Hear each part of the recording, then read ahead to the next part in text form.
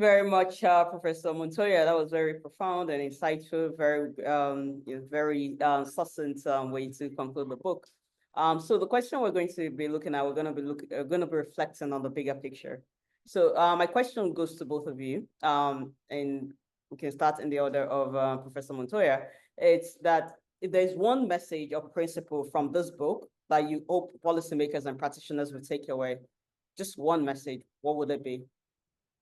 Yes, if there's one message, what would the message be? You're on mute. You're on mute. What? Can you hear me? Yeah, I can hear you, but Okay. I think Jose is in mute. Okay. So the question is, looking at the big picture, if there's one message or principle from the book, from this book, that you hope policymakers and practitioners will take away, what would that message be? Okay, but the main message is they have to read the book. Yeah. No, Yeah. and then I think the book analyzes different topics in regard to net zero transition, and I think it could be useful for professionals of the law, policymakers, professors, postgraduate students, etc. I think it's a very good book, and very useful for all people involved in this idea of energy transition. This is my message. Buy the book. Thank you. Uh, Well, on my case, I think that this book gives to authorities and policymakers all the tools that they need to take balanced and responsible decisions related with energy transition in every single country. And I think that energy transition decisions should not be taken making just a copy paste about what Europe is doing or sure. what the US or Australia is doing, because in Latin America and in Africa we have our own needs, our own social and economic realities. We also have a lot of natural resources that they don't have in Europe, that they don't have in the US, and that we should take advantage of, again, in a responsible way from the environmental and social perspective. So we believe that, or in my case, I believe that every single country should build up his energy transition policy, considering the social needs, considering the economic needs, considering what is the future perspective of this country, and taking into account that the world still is going to need hydrocarbons for year 2050, for 2070. But at the same time, of course, we need to decarbonize our energy matrix. And this is a reality between making a balance. But in my opinion, the global south needs to make a responsible balance when it comes, or when we talk about energy transition, putting in a first place, I believe, our people, the wellness and the needs of development of our people and our society. That's it. Thank you, Professor Montoya. I do agree that sometimes, I mean, we need to localize the energy transition and also even looking at indigenous knowledge and how that can even help us in advancing net zero energy transition, especially in the global south. Sure. My next question for both of you is that how do you see natural resource law evolving over the next decade, and what steps should be taken now to ensure that it remains relevant and impactful in achieving net zero goals? So how do you see it evolves in the next decade in the global south and of course the global north? Thank you. Well, if you want, I can start on this one. I think that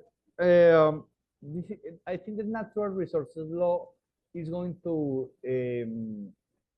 evolve in the following way. Uh, I think that we are maybe in a moment where there are a lot of restrictions in order to develop some industries, like for instance, mining, for instance, coal mining. In some countries, like in Colombia, also hydrocarbons, despite that we have hydrocarbons potential, but the current government is trying to ban new exploration and production. But I think that this is going to change, because actually it's not realistic to ban any kind to ban natural resources industries in countries with this kind of resources and in countries that need to take advantage of these resources. Correct? So I think that the near future challenge is how to make this balance about the need to take advantage of the natural resources we have in Africa, in Latin America, with the goals of sustainability and net zero goals that I believe is possible, because there is a false dilemma here, that thinking that developing a natural or taking advantage of a natural resources industry through the bans or prohibitions, it's the best way to reach net zero goals, and this is not true. I think that the best way of reaching net zero goals is developing new technology solutions like CCUS.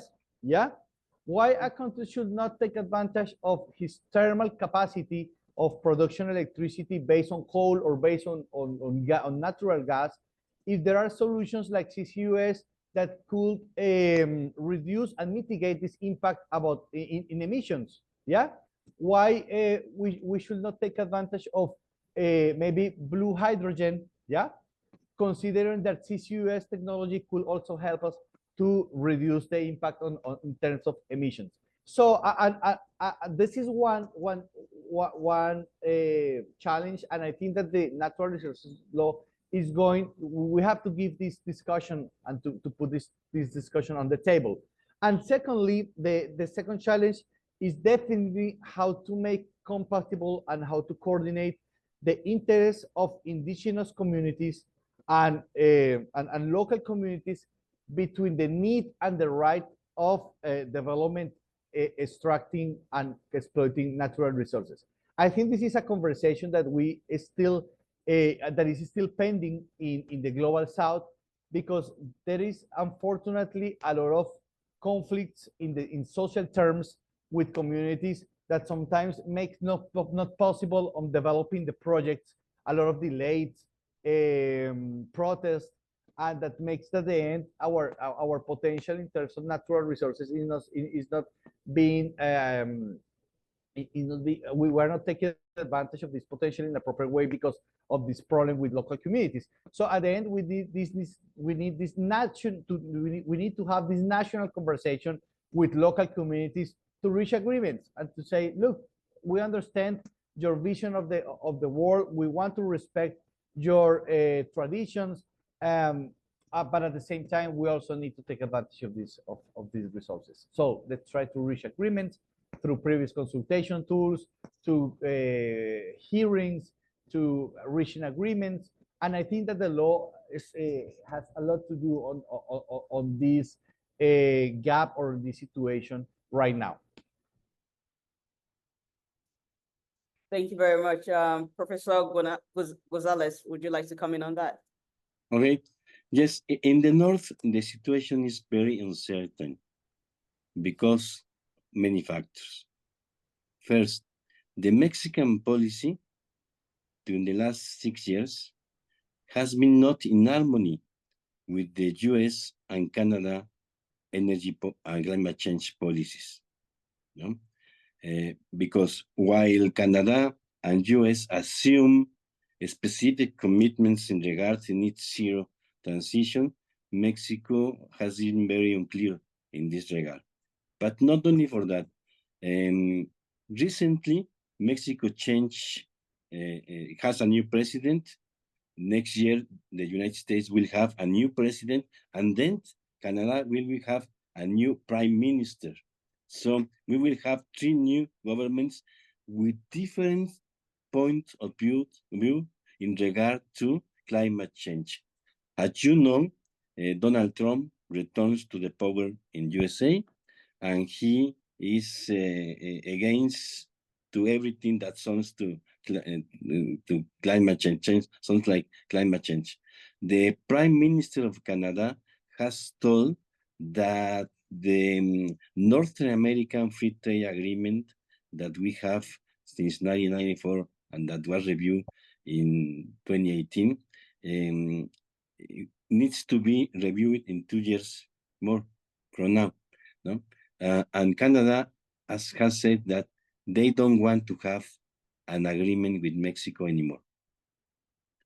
On the other side, the United States has mentioned that as soon as Donald Trump took the chair, he will establish taxes to all the imports from Mexico. So the commercial agreement that is the link, the real link between the three countries is about to be broken, to be abandoned.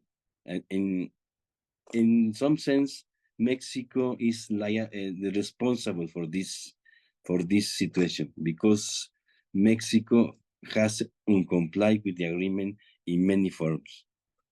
The United States believes that Mexico is doing business with China, and this is not good for the United States. And Canada says that they don't want to be commercial deals with Mexico. So if the free trade agreement fails in the next months, there is not any possibility to have a regional climate change policy in North America.